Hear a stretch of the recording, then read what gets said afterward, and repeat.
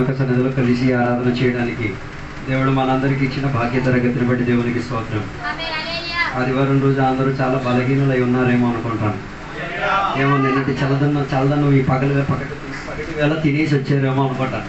దాని ప్రభావం మీరు ఆరాధనలో చూపిస్తున్నారు అనిపిస్తుందేమో. హల్లెలూయా. దేవుని సన్నిధికి ఆరాధన చేయడానికి వచ్చినప్పుడు కాస్త బలం ఉపయోగించుకోవాలి. అర్థం కాలేదు. మొద్దపప్పులాగా ఉండిపోతే జీవితాంతం మొద్దపప్పులాగానే ఉండిపోతాం. అదే కాస్త బలాన్ని ఉపయోగించడానికి ప్రయత్నం చేస్తే నీ ఆరాధన నీకు విడుదలగా మారి తీరుతుంది. కొందరి జీవితంలో ఆరాధన విడుదలగా మారలేని కారణం వారికి ఏం లేదు, విశ్వాసం అది క్రియ లేదు.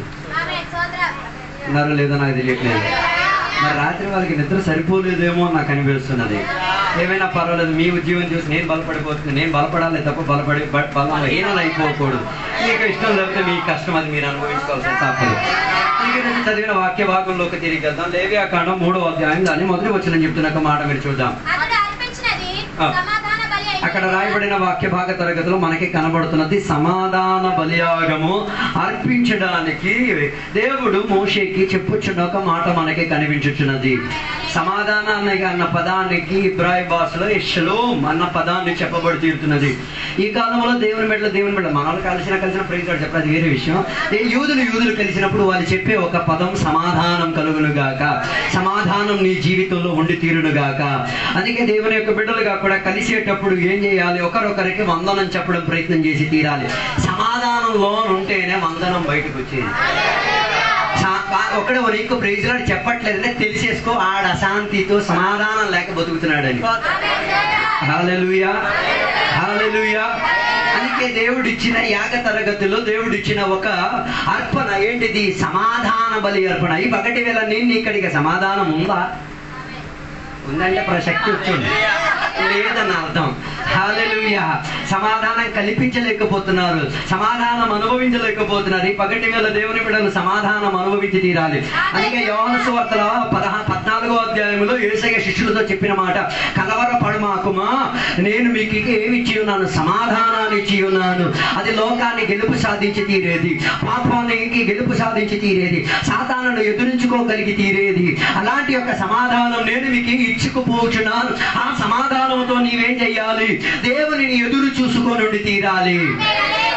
ఈ పగటి వేళ నీకు సమాధానం లేకపోతే యేసయ్య దగ్గరికి వచ్చి సమాధానం పొందుకో. సమాధానం కలిగిన దేవుని యొక్క బిడ్డ లోకముతో ఎప్పుడు సమాధానంతోనే ఉంటది. అర్థం కాలేదు. లోకంలో ఉన్న ప్రజలతో ఎప్పుడు ఏముంటది, ఆ మొక్కలు ఉబ్బ పెట్టేసుకొని మాట్లాడకుండా, వాళ్ళ ఇంటికి వెళ్ళకుండా, వాళ్ళ ఇంటి ప్రార్థనకి వెళ్ళకుండా, ఇలాంటి పిచ్చి పిచ్చి పనులు చేయరు. దాని అర్థం నీలో ఏం లేదు, సమాధానం లేదు. యేసయ్య గాని నీలో ఉండి తీరితే నీ చేత ఎప్పుడు కూడా పని చెయ్యించరు. యేసయ్య సమాధాన కర్త అయితే, సమాధానం ఇచ్చిన వాడైతే, నువ్వు ఆయనని నమ్ముకున్నావంటే, ఆయన అడుగుజాడని అడుగుతా నీలో సమాధానం ఏమై తీరుతుంది, ఎక్కడికి వెళ్ళినా వ్యాపరించుకు తీరుతుంది. అందరూ దానిని ఏం చేసుకోగలిగి తీరుతారు, అనుభవించి తీరగలుగుతారు. అందరూ దానిని ఆస్వాదన లేకపోతే, అమ్మా నువ్వు రక్షణలోంచి కోల్పోయావు, పడిపోయావు. మళ్ళీ రక్షణ పొందడానికి యేసయ్యని రక్షకునిగా అంగీకరించేసి మళ్ళీ వదులుకోవాల్సిన దానిని వదిలించేసుకొని ఏం చేసుకో, దేవునితో జీవితం ప్రారంభించేసుకో. ఒకవేళ సమాధానం లేకపోతే అనివాసం చెప్పగలుగుతావా? యాక్టింగ్ చేయగలుగుతావు.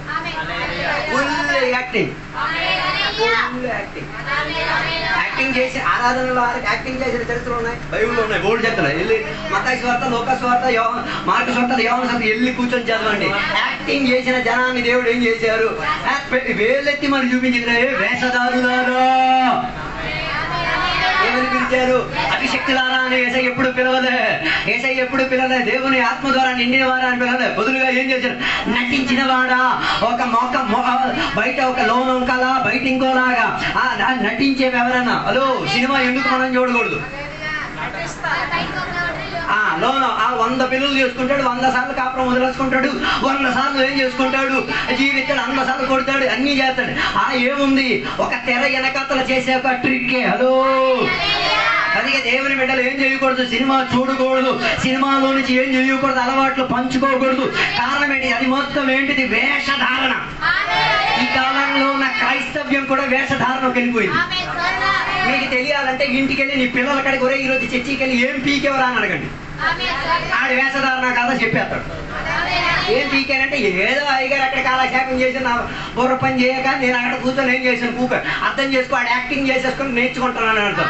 ఆడు అలాగున్నాడంటే ఆడికన్నా కాస్త ఘనత చెందే విధానం లేకపోతే ఆడికి నీకు తేడా లేదు.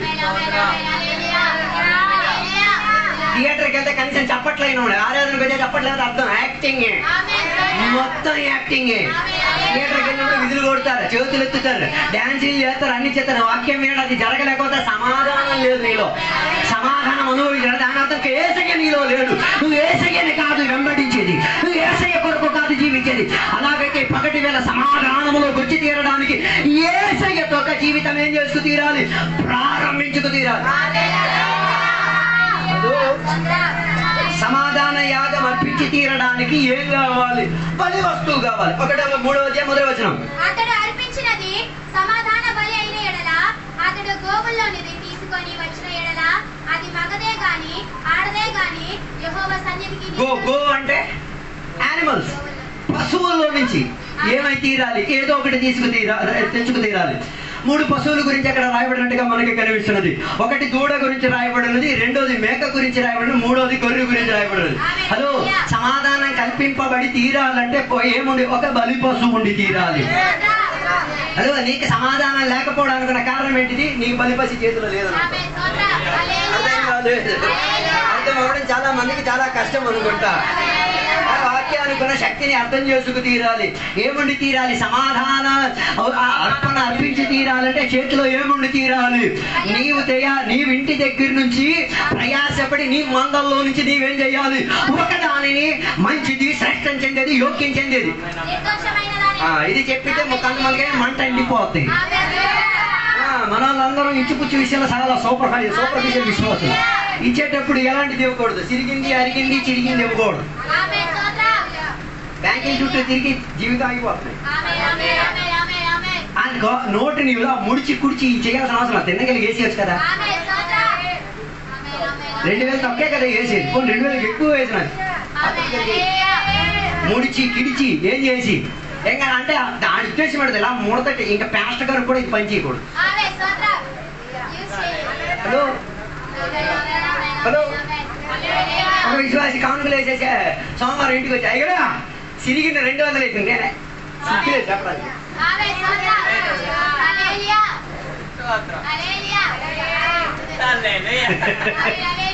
నేను ఇంకా తిరిగి అడుగుతాను, మా అమ్మ చెయ్యి ఇలా పట్టేసి ఉత్తరం ఏం అడగొద్దు లేకపోతే ఆయన వెళ్ళిపోతాడట. హలో, బలియాగా మర్పించి తీరాలంటే కుంటిది గుడ్డిది చెప్పడది ఇలాంటివన్నీ. కొందరు ఆరాధన కూడా అలాంటి సప్పట్లోడు కుంటి ఆరాధన, హ్యాండిక్యాప్ట్ ఆరాధన. కొన్ని ఆరాధనకి పెదవుల స్తోత్రం పడదు, హ్యాండిక్యాప్ట్ నోరు లేదు. కొన్ని ఆరాధనకి పాట తోడుగా పాడు, హ్యాండిక్యాప్ట్. నువ్వు ముడత కలిగినోడు హలో రాదు, రావడం కష్టం. హలో, మౌనారాధనకి వచ్చేసి దేవునికి మోసం చేద్దాం అనుకుంటున్నావా?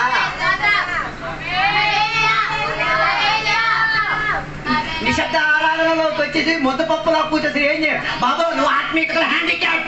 ఈ రోజు నీకు సమాధానం కావాలి, ఈ రోజు నీకు యేసయ్య కావాలి, ఈ రోజు నీకు ఒక బలి పశువు కావాలి, దానికి నువ్వే చేసుకోవాలి. సమాధాన బలి అర్పించడాల్సిన ఉన్న మనిషి ఇంటికాడ నుంచి ఏం చేయాలి, మందలన్నింటినీ నిలబెట్టేసి వీటిలో 5 మగపిల్లలు అంటారు. దేవునికి ఎవరు?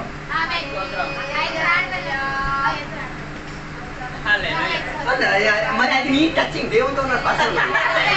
మనకి ప్రాబ్లం ఏంటో నీకు 5 ఆడపిల్లలు ఉన్న 5 మగపిల్లలు, 5 కూడా ఏమై తీరాలి, దేవుని కొరకు మన్నాసం మొయ్యాలి, దేవుని స్తుతించేవాడిగా. దానికి సమయం నువ్వెడ తీర్చుకోవడానికి నేర్పించలేకపోతే నీకు నీ పిల్లల సమయక్రమావళిని తెలియడం తెలియదు.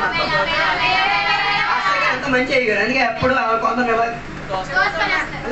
శంకర పెట్టుకుని తీసుకుంటా, అలాగే అలా శంకర పెట్టాలా. ఈ శంకర కాడ కూర్చొని చెవు కొరికేస్తాడు. నువ్వు చెవు కొరికినా పర్వాలేదు, రావడం కావాలరా వాడు.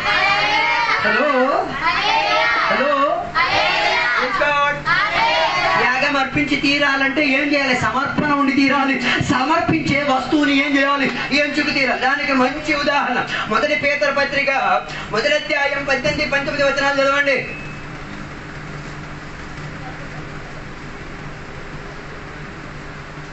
పితృపారంపరమైన మీ వ్యర్థ ప్రవర్తనను విడిచిపెట్టినట్టుగా వెండి బంగారం వంటి క్షయ వస్తువుల చేత మీరు విమోచింపబడలేదు గాని అమూల్యమైన రక్తం చేత అనగా నిర్దోషమును నిష్కలంకమునకు గొర్రెపిల్ల వంటి క్రీస్తు రక్తము చేత విమోచింపబడితిరని ఎరుగుదురు కదా. హలో, అక్కడ రాయబడిన వాక్య తరగతిలో నువ్వు బలు పశువుని పాత నిబంధనలో ఎత్తుక్కొని వెళ్ళినట్టుగా ఎత్తుక్కోవాల్సిన అవసరం లేదు. బదులుగా ఒకడు ఏమై తీరాడు?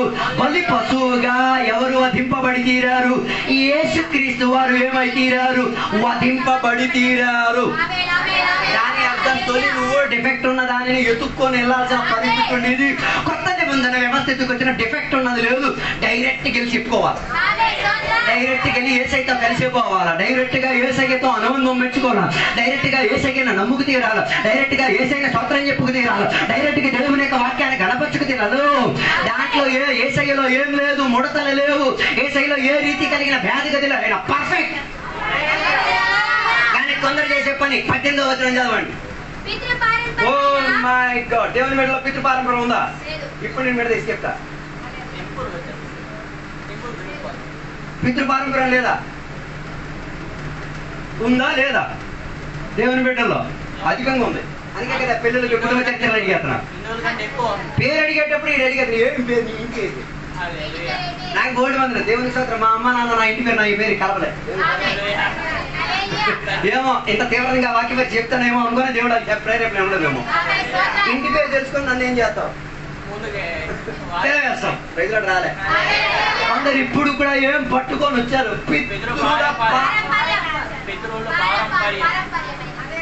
ఏసై దేవుడే. ఇప్పుడు కూడా ఏం వదలట్లేదు. కొంచెం వదలట్లేదు. అదొక ఫెస్టివల్ గా పండుగ చేసేసుకుంటాం.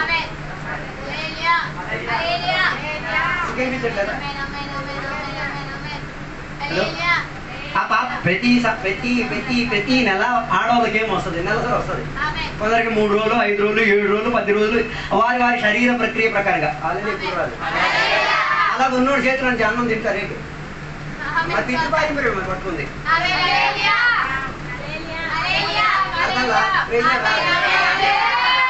అదేం పచ్చళ్ళు ముట్టకూడదట. పచ్చడి ఏమైపోద్దట? ఇన్ఫెక్షన్ అయిపోద్దట. తింటారు కొందరు.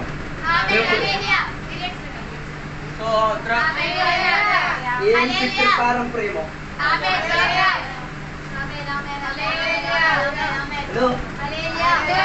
కొందరు మగాళ్ళు ఇంకా చెప్పక్కర్లేదు. ఆడవాళ్ళకి అసలు పీరియడ్స్ ఉన్నది కూడా తెలియదు. అలాంటి నాకు ఇలాంటి విషయాలు తెలియదు. కాబట్టి నేను ఈ విషయం చదివాను కాబట్టి మనకు తెలుసు. ఎన్ని దాచిపెట్టి ఉంచారో అర్థం కాలేదు. రాలేదు. అది అపశక్కునం రాదు. కొందరు అపశక్కునం అన్నమాట. ఆ బట్టలు ముట్టలు రూములు కాడ దాచిపెట్టేసి ఉంచేస్తారు. కుక్కలకి అన్నం పెట్టేటట్టుగా. అన్నం ఇదో తినో. నాలాంటిది ఆ ఇంట్లో ఉండాలి. నాలాంటి మొత్తం తిని హలో, నాతో ఉన్నారో లేదో నాకు తెలియట్లేదు. ఆడవాళ్ళు గౌరవించండి. ఆ శరీర ప్రక్రియలో శరీరం ఏమైతే నలిగిపోతున్నది, వేదన పడుతుంది. శారీరకంగా, మానసికంగా ప్రతి రీతి కలిగిన వేదన అనుభవించాలి. అప్పుడు ఏం కావాలి? సపోర్ట్ కావాలి, తోడు కావాలి, చెయ్యూత కావాలి. పండగ కాదు. ఒక కుర్చీలో కూర్చోబెట్టేసి కొన్ని కిరీటాలు వేయించేసి కొన్ని బియ్యములు బాబు అది ఆల్ది నీది కాదు. దానికి 4 వాక్య పరిచయం కూడా తీసేసి ఏసై చేసిండు నువ్వు చేసేసుకో. ఏసై చేసిండు. పితృల పారంపర్యం దేవుని బిడ్డలకు ఉండదు, ఉండకూడదు. ఉంటే ఈరోజు దానిని ఏం చేయలేదు, పగలగొట్టండి, బద్దలగొట్టండి. ఏదో పితృ పారంపర్యంతో కాదు దేవుడు నేను విడిపించింది. పితృ పారంపర్య ఆచారం నిన్ను ఏం చేస్తుంది? యేసయ్యలో నుంచి నిన్ను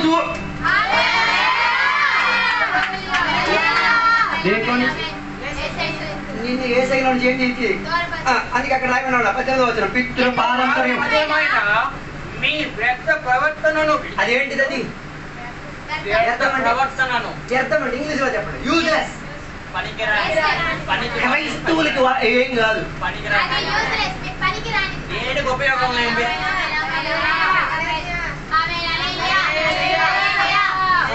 యూజ్లెస్. దేవుని బిడ్డలు దానికి వాక్యం ఒకటి, ఆత్మీయ అభిషేకం ఒకటి, అభిషేకం ఒకటి, పాటలు ఒకటి పెట్టి యూస్ఫుల్ చేస్తారు. హలో, ఏది దేవుడు పనికిరానిలో ఎంచుకున్నారో దానిని దేవుని బిడ్డలు చేస్తున్నారు. దానికి తగ్గట్టుకున్న పాటలు కూడా. పుష్పించిన పుష్పవతి.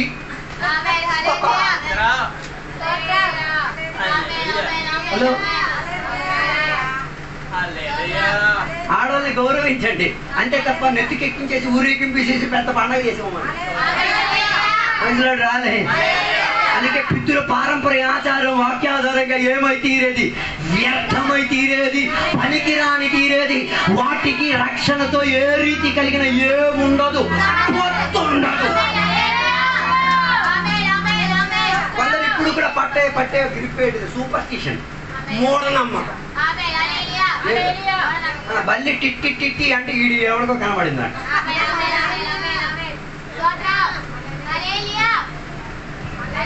పొద్దున్న లేచి 10 రూపాయలు నష్టం అయితే రోజంతా నష్టం అట.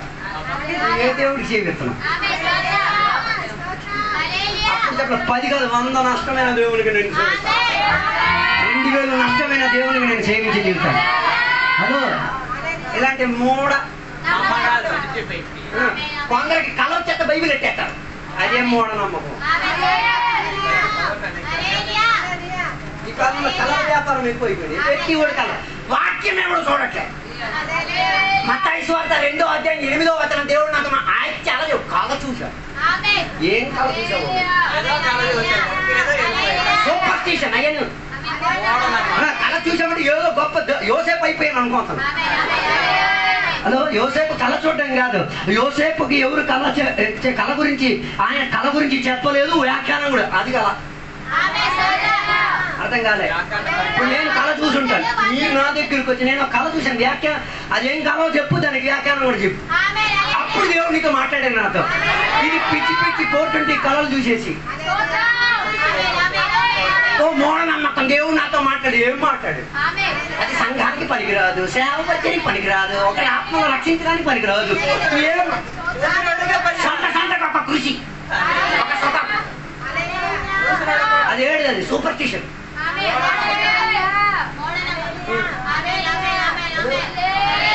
హలో, కొందరు ప్రవచించేస్తారు. బడా బడా బడా చదరా బాబు చదివి.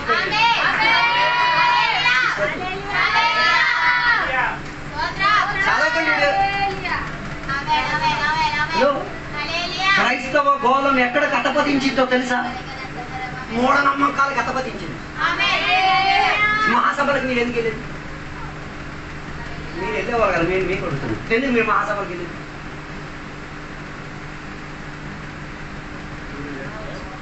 మహాసభలు మీరు ఎవరు వెళ్ళట్లేదా? చాలా మంచోడు కదా మీరు. నేను మహాసభలకు ఎందుకు వెళ్తున్నాను? వాక్యం వినడానికి. దేవుని ఆత్మసాక్షి తాకిడి ద్వారా వాక్యం చెప్పిన సేవకుడు నాతో దేవుని వాక్యం ద్వారా ఏం చేస్తాడు? దానికి నేను ఎంత డబ్బు ఖర్చు చేయడానికి వెళ్తాను. మనం వెళ్ళేది అక్కడ ఏమవుతుంది? అక్కడ ఎంత గొప్ప గొప్ప కార్యాలు జరిగిపోతున్నాయి. తిరిగి వచ్చేసి ఎక్స్పెక్ట్ ఏం చేస్తారు? ఆడక్కడ చేసినట్టు మా అయ్యగారు కూడా చేసేయాలి.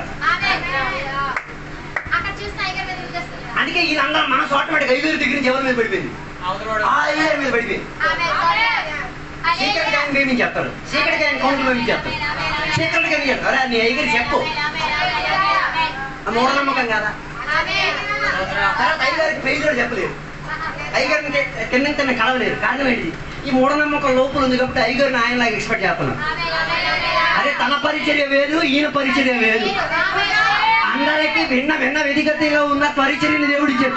దాన్ని నేను మూఢనమ్మకం చేసింది నువ్వు.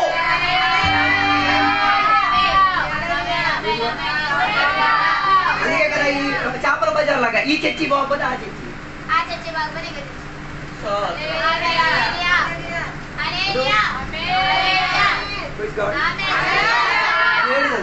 పితృల పారంపర్య ఆచారమే. తొలి అలాగే కూడా రద్దు చేసావు కదా. ఈ కోవిలికి వెళ్ళి బాబుడు ఏడేళ్ళు పుణ్యక్షేత్రాలన్నీ తిరిగేసావు. దేవుని బిడ్డలు కూడా ఇప్పుడు అద్దెకి తీసేసుకుంటాం.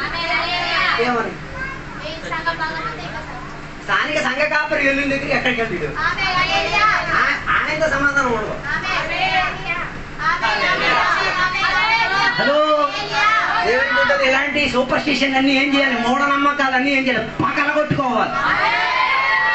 హలో, మూఢనమ్మకాలన్నింటినీ ఏం చేయాలి? పగలగొట్టుకు తీరాలి. ఏదో మూఢనమ్మకాలతో దేవుని స్తోత్రం చెప్పడం కాదు, ఏమి చేసినా సమాధానం కల్పించి తీరాలి, ఆనందం కల్పించి తీరాలి. అందుకే మూఢనమ్మకానికి ప్రాధాన్యత ఇచ్చినప్పుడు వెండి బంగారం. ఓ వెరీ గుడ్. పితృపారంపరమైన మీ వ్యర్థ ప్రవర్తన విడిచిపెట్టినట్టుగా వెండి బంగారముల వంటి క్షయ వస్తువుల చేత మీరు విమోచింపబడలేదు. దేని ద్వారా విమోచించబడి తీరారు? నిష్కలంకమైన అమూల్యమైన ఏ రీతి కలిగిన పాపపు అంటులేని ఒక రక్తముతో నేనేం చేయబడింది, కడగబడి తీరింది. కాబట్టి ఎందుకు సమాధానాన్ని పొందుకోలేకపోతున్నాం? ఎందుకు సమాధానములో జీవితం గడిపలేకపోతున్నాం? ఈ పగటి వేళ యేసయ్య దగ్గరికి వచ్చే ఏమని? నేను పితృ ఆచారాన్ని వెనకతలకు వెళ్ళాను, ఎండి బంగారాలు వెనకాతలు వెళ్ళాను, పని అని చెప్పే ముసుగు వెనకాతలు వెళ్ళాను, మూఢ నమ్మకాలు వెనకాతలు. అది నాకు నిష్ప్రయోజనం. నాకు ప్రయోజనం చెందింది యేసయ్య ఒక్కడే, యేసయ్య రక్తం ఒక్కటే, యేసయ్య సెలవులు అర్పించిన యాగమే నాకేమిచ్చి తీరింది? సమాధానం ఇప్పించి తీరింది. సమాధానాన్ని అనుభవించడానికి సహాయపడి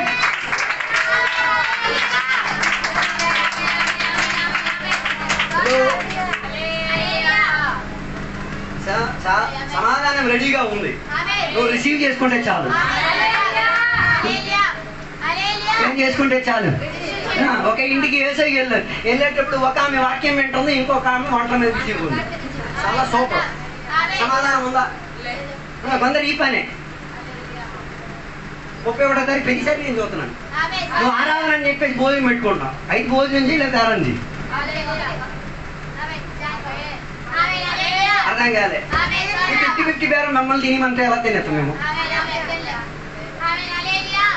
కొందరు ఎప్పుడు పని పని పని పని పని పని. అరే ఈ పని ఏదో ముందు చేసేసుకొని కూర్చోడానికి ఉన్న కూర్చోవాలి. ఇంకా యేసయ్య దగ్గరికి వచ్చి ఒక కంప్లైంట్, యేసయ్య మా సెల్లో ఏమో ఏం చేయట్లేదు, ఇలాంటివి పట్టుకొని తిరుగుతున్నాడు. నాతో నువ్వు చెయ్యొచ్చుగా, నీకంత తలనొప్పి నువ్వు చేసుకో, పక్కన ఎందుకు తిరుగుతావు? పక్కడు ఆత్మిక పరిజ్ఞానం చెందినవాడు, పక్కడు సమాధానానికి ఆశించినవాడు. అందుకే ఒక ఆమె సమాధానాన్ని కోరినప్పుడు ఇంకొక ఆమె దిగులు పడిపోయి ఏమైతే నీ ఆలోచనలో ముగిలిగిపోయి ఏం చేయాలా ఏం చేయకూడదు, పోనీ అటు చేసింది అటు లేదు, ఇటు చేసింది ఇటు లేదు, రెండు పక్కన ముగిలిగిపోయి అలాంటి ఒక జీవితం కాకుండా యేసయ్య దగ్గర నుంచి సమాధానం పొందుకొని వాక్యం నీకు ఇచ్చిన సమాధానం ఉంది. దేవునితో ఉన్న అనుబంధంలో నీకు దొరికిన ఒక సమాధానం ఉంది. ఆ సమాధానం మామూలుది కాదు, ఎక్కడికెళ్ళినా వ్యాపరించుకు తీరు. యథార్థంగా రక్షణ పొంది దేవునికి నమ్ముకున్న దేవుని బిడ్డలకు ఒక ప్రత్యేకత ఉంది. ఏంటో తెలుసా? వారు ఎక్కడికెళ్ళినా సమాధానం వారిలోంచి వ్యాపరిస్తాయి. కారణం ఏంటో తెలుసా? ఆ సమాధానం కల్పించి తీరడానికి వారి మీద ప్రోక్షింపబడింది యేసయ్య రక్తం. వారు ఆశ్రయించింది యేసయ్య మీద, యేసయ్యతో అనుబంధం మీద. అందుకే ఎక్కడికి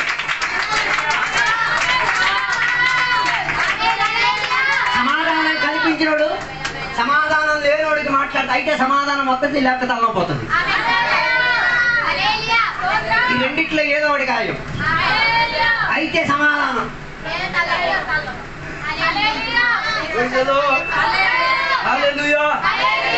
లోకం మనకిచ్చిన ఒక సమాధానం ఉంది.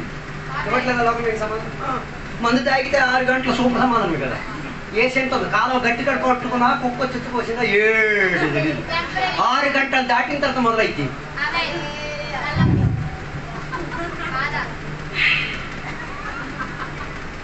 లోకం ఇచ్చే సమాధానమే. సినిమా 3 గంటలు మీకు సమాధానం ఎత్తుంది, పాపం కాసేపు సమాధానం ఎత్తుంది. ఇవన్నీ తాత్కాలికమే. పని పని పని డబ్బు ఎత్తుందిగా. అది తెచ్చింది ఏమైనా ఉంటున్నాయా? బైబిల్లో నాకే కదా వీళ్ళన్నీ సంపాదించి తెచ్చేస్తాను, తెచ్చేసి ఓ సంచిలో పెడతాను, ఆ సంచి తిరిగిపోయిందన్నది.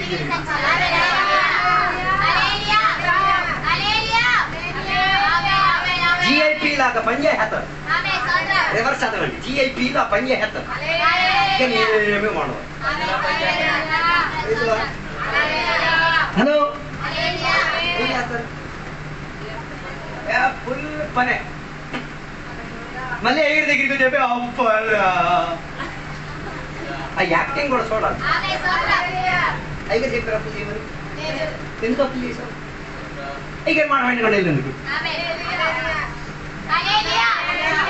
దేవుడు నాకు మంచోడు కాదు, దేవుడు వాక్యం నాకేం తాగలేదు, ఏమి దేవుడు ఇప్పుడు తిట్లే. హలో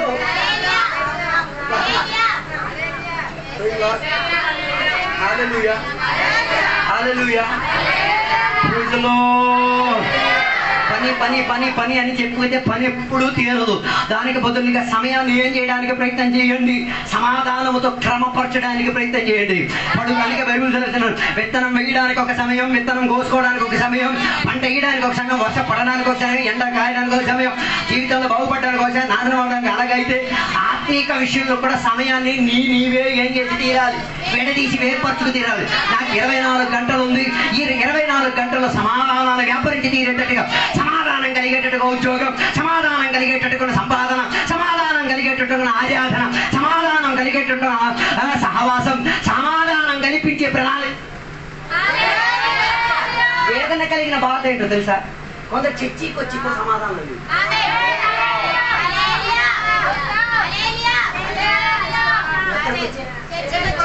ఆ థియేటర్కి గడిపిన దానికన్నా హీనంగా ఉంది ఇక్కడ. ఏదో చెప్పారు వచ్చి కూర్చున్నా. హలో హల్లెలూయా. ఈ పగటి వేళ మనం దేవుని యొక్క సమాధానాన్ని అనుభవించుకోవడానికి రాదు. సమాధానం లేని సందర్భంలోనూ యేసయ్య మనకి దగ్గరుండి తీరేది. సమాధానం లేని వాతావరణం మధ్యలో, గది లోపల ఒదిగిపోయిన శిష్యుల మధ్య భయం, భ్రాంతి, భీతి వారి మనసు లోపల ఏమైపోతే, చచ్చిపోతారా, చంపేస్తారా, ఏమైపోతారా భ్రాంతి చెంది కూర్చున్న సందర్భమున అకస్మాత్తుగా ఉన్న శక్తి వేగతతో గది లోపలికి ఒకడు ఆరోహణమై దిగి వచ్చేసరికి మొత్తం ఏమై తీరింది, పరిస్థితి మొత్తం మారిపోయే తీరింది. సమాధానం అనుభవించడానికి అలాగైతే దేవుని సన్నిధికి వచ్చేటప్పుడు కూడా ఇదే అనుభవం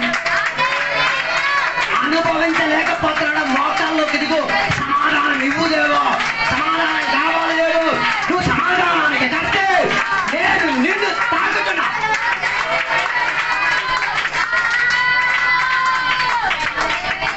సమాధానం పొందుకోవాలంటే ఎప్పుడు రక్తంతో అంటుండాలి. ఏ రక్తంతో?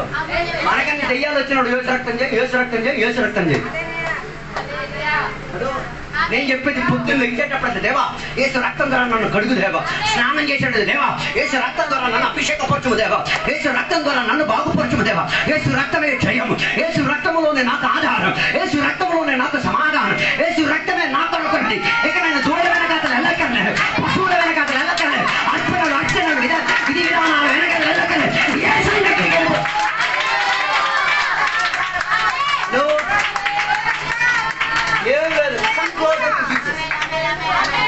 ఎవరికి దగ్గర అయిపోండి. దానికి మంచి ఉదాహరణ చెప్పేసి ముగించేస్తాను. లోకస్వార్తల కోసం 19వ అధ్యాయం ఒకడు ఉన్నాడు. ఆడి పేరు చక్కాయి, మంచి మనసు కలిగిన వాడే. కానీ ఆయన గురించి బైబిల్ చెప్పేది ధనం కలిగిన వాడు. ఇక్కడ ధనం లేని ప్రజలు చెప్పండి, పేద దరిద్రుడా? దేవా వీళ్ళందరినీ ధనవంతులుగా చెయ్యండి. పేద దరిద్రులు అని చెప్పుకొని అబద్ధాలు చెప్పేస్తాను. దేవా నిజం చెప్పేటట్టుగా అనుబంధం దయచేయండి. డబ్బు ఉన్నోడు అందరూ ధనవంతులే. నీ దగ్గర రూపాయి ఉన్నా నువ్వు ధనవంతుడివే, అది ముందు ఒప్పుకోండి. లేదు నేను చేయాలి దరిద్రం అడుక్కున్నాడు, అలానే నీ ఇష్టం. అది నెగిటివ్ స్పిరిట్ వేపడుతుంది. ధనం చెందినోడే, ధనం ఉన్నా కూడా ఏసైనా డబ్బు ఇచ్చి ఏం చేయలేదు, కొనుక్కోవడానికి కూడా ప్రయత్నం చేయలేదు. రెండవదిగా ఆయన పన్ను వసూలు చేసేవారి దాంట్లో ప్రెసిడెంటే. అంత అధికారం ఉన్న అక్కడి నుంచి లెటర్ తీసుకొని రాలి ఏసైనా ఇంటికి రమ్మని. అందరు డబ్బు ఎక్కువైతే అయ్యగారి పాకెట్లో పెట్టారు. ఆయన పాకెట్ల నేను గాలి ఎగరచ్చు. హలో, మన సంఘంలో కూడా కొన్ని వాయిస్ వినిపెట్టుంది. ఐదు పేదోళ్ళకి ఎక్కువ పేమెంట్ డబ్బులు. హలో హలో అందుకే కదా 5వ తారీఖు వెళ్ళినప్పుడు ఎవరికి ఏమైనా అడిగారా?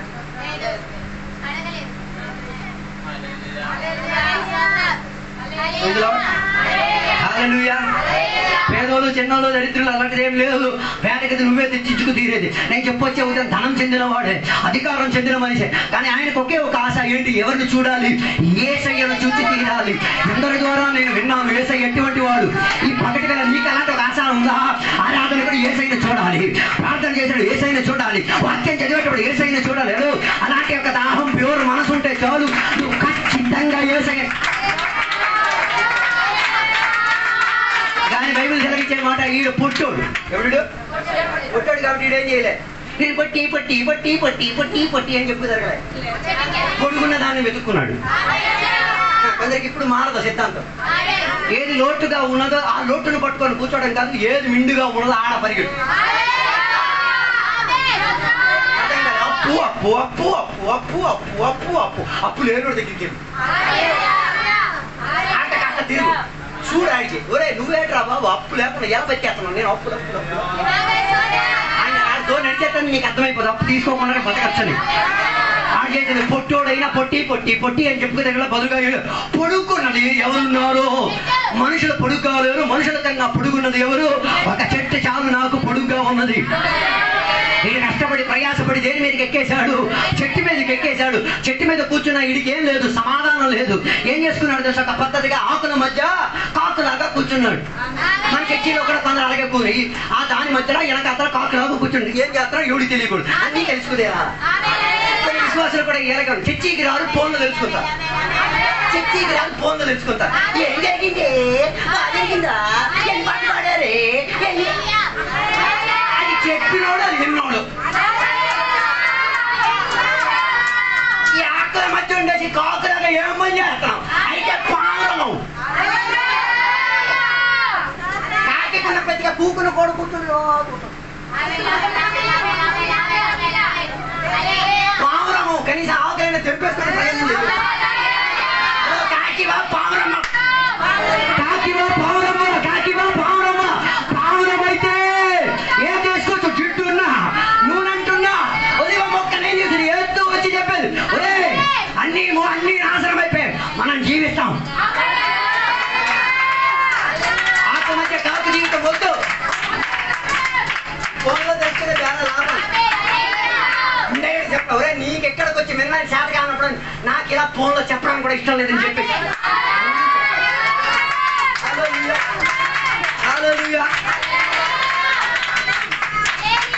ఫోన్ మంచిదే, ఫోన్ మంచిది కాదని నేను అన్నట్లే, చాలా మంచిదే. కానీ దానికన్నా నాశనం చెందేది ఇంకోటి లేదు. దానికి జియో కూడా బాగా సాగించేస్తాడు. హల్లెలూయా. ఆకుల మధ్య కాకులాగా ఒకడు కూకున్నాడు, సమాధానం లేకుండా కూకున్నాడు. ఆడ అధ్యక్షం పెట్టి తెలుసా, నేను ఏసైని చూడాలి తప్ప నన్ను ఎవడు ఏం చేయకూడదు.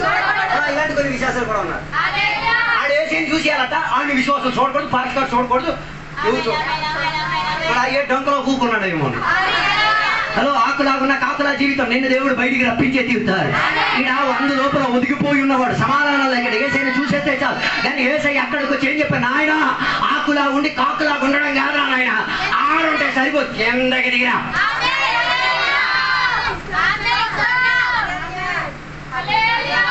వెంటనే ఆడేం చేశాడు? ఏం సమాధానం వ్యాపరించిందో. ఎంతసేపు ఎందుకు సమాధానం?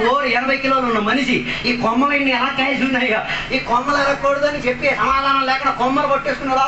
కూకున్నాడు. కూకున్న సందర్భంలో శబ్దం మెరపడింది, ఓ చెక్కయ్య కిందకి దిగిరా. వెంటనే తన గ్రిప్ మొత్తం వదిలింది. ఒక సమాధానం తనలో ఒకళ్ళు వ్యాపరించి తీరింది. ఏ చెట్టు మీద ఈ పుట్టోడు ఎక్కున్నాడు, ఈ ధనవంతుడు ఎక్కున్నాడు, ఈ అధికారికి ఎక్కున్నాడు. ఆడు తను తాను తగ్గించే క్రమావధిలో యేసయ్య మాట వినేసరికి కిందకి దిగు. సమాధానం కల్పించిన యేసయ్యకున్న ప్రత్యేకత తెలుసా? ఒక్క పేరు పలికితే చాలు, ఒక్క మాట పలికితే చాలు, నువ్వు తానే ఎంత గొప్పోడైనా అలా మృదులుగా వస్తావు. వాక్యం విన్న తర్వాత కూడా దిగట్లేదంటే నువ్వు పైన చెక్కయ్యే కేంద్రం ఉన్న చెక్కయ్య కాదు. ఆకుల మధ్యన కాకి మారలేదని అర్థం. హలో, ఇప్పుడు కూడా ఎక్కడున్నావు? పైనే ఉన్నాం. అందుకే ఏం తగ్గట్లేదు, గర్వం తగ్గట్లేదు, అహంకారం తగ్గట్లేదు, తగ్గే వ్యవహారం లేదు, సమాధానం లేదు. కాబట్టి ఈ పగటి వేళ యేసయ్య నిన్నే పేరు పెట్టి పిల్లి కిందకి దిగిరా. ఈ ఇంటికి నేను రావాలి, వ్యాపరించాలి. నీలో మాత్రం కాదు, నీ ఇంటిలో నేను సమాధానమై చివరి మాట దిగి వచ్చిన వెంటనే ఊరోళ్ళు అడిగేమని పిలిచారు. ఊరోళ్ళు అందరూ కలిపి ఏమని పిలిచారు? సూపర్ పాపి అని పిలిచారు. ఎందుకు పాపి అని పిలిచిన పిలవడానికి కారణం, ఓ దొంగే మరో దొంగని పోచేది. నువ్వు ఎవరికైనా పాపి నికృష్టుడు అంటున్నావంటే నువ్వు ఆ దానికి టవల్ ఉన్నాడు అని అర్థం. అర్థం కాలే. నువ్వు ఒక విశ్వాస పనికిరాని విశ్వాసి అంటున్నావు అనుకో, నువ్వు వాడికన్నా అంత దరిద్రం విశ్వాసి.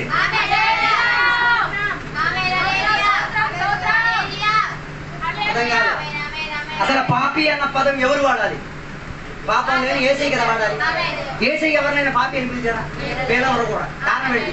అందులో ఆ స్వభావం లేను, ఆయన అలా పిలవడు. అరే దాసుడా అని పిలుస్తారు, అభిషక్తుడా అని పిలుస్తారు, దేవుని యొక్క దాసుడా అని పిలుస్తారు.